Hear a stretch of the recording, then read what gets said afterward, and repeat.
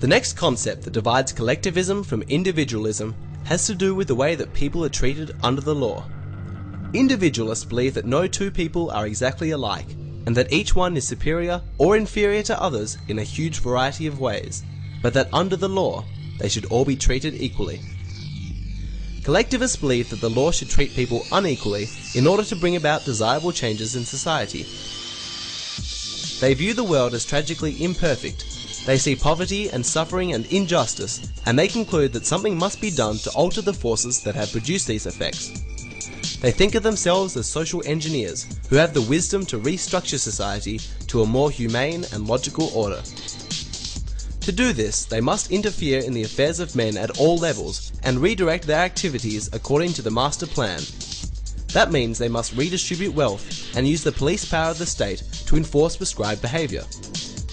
The consequence of this mindset can be seen everywhere in society today.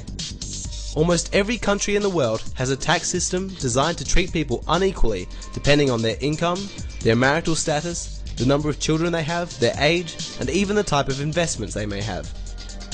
The purpose of this arrangement is to redistribute wealth, which means to favour some classes over others. In some cases, there are bizarre loopholes written into the tax laws just to favour one corporation or one politically influential group. Other laws provide tax exemption and subsidies to favoured groups or corporations. Inequality is the sole purpose of these laws. In the realm of social relationships, there are laws to establish racial quotas, gender quotas, affirmative action initiatives, and to prohibit expressions of opinion that may be objectionable to some group or to the master planners. In all of these measures, there is an unequal application of the law based on what group or class you happen to be in, or on what opinion you hold.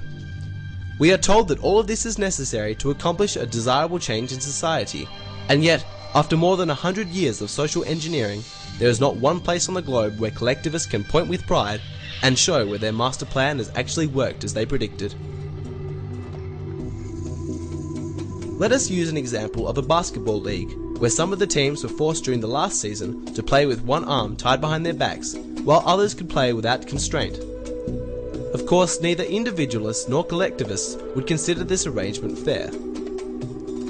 Now suppose that someone proposed for the next several seasons, those teams whose players had been untied were now to play all of their games with one arm tied behind their backs, while those who had been tied up now had both arms free. Is the arrangement now fair? Before we answer, let's improve the analogy. Let's observe that there has been a complete turnover of players.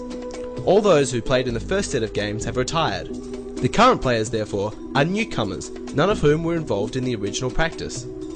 Let's ask again, is the arrangement now fair? It is important to identify one crucial premise in this example. It identifies the players as individuals, rather than members of a collective team. Let us use a more contemporary example of groups who, historically, have had the rules of the game biased against them, such as the indigenous peoples of Australia and Canada or the Native Americans of the United States. Their struggle has been against the racism and inequality that inhibits their opportunities. Both collectivists and individualists would agree that the rules of the game need to be changed so that they can play with both hands untied. But what would we say if collectivists went even further and changed the rules so that the ancestors of native people were guaranteed employment, given welfare payments, or even made exempt from paying taxes just because they belong to the group, regardless of how well off the individual may be? In their quest for equal rights, is the collectivist strategy for swapping negative inequality for positive inequality likely to be successful? The individualist believes that this path breeds further resentment as it continues the fostering of a society that only sees each other as members of groups, eternally different and forever struggling for preferential treatment under the law at the expense of others. There have been many books written about the collectivist utopia, but they have never materialized in the real world. Wherever collectivism has been applied, the results have always been more poverty than before, more suffering than before, and certainly more injustice than before. Individualism is based on the premise that all citizens should be equal under law, regardless of their race, religion, gender, or political opinion. No class should be given preferential treatment, regardless of the merit or popularity of its cause.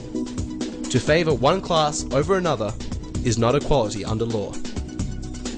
In the final part of this series, we explore the proper role of government.